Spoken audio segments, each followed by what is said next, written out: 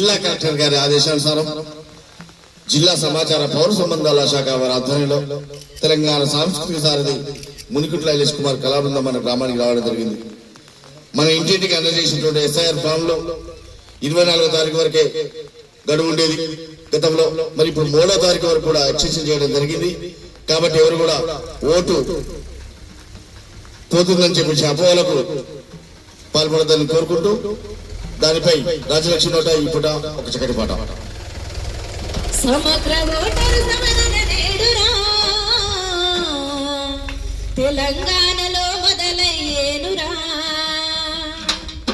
సమగ్ర ఓటరు సవరణ నేడురా తెలంగాణలో మొదలయ్యేనురా. సమగ్ర ఓటరు సవరణ నేడురా తెలంగాణలో మొదలయ్యేనురా.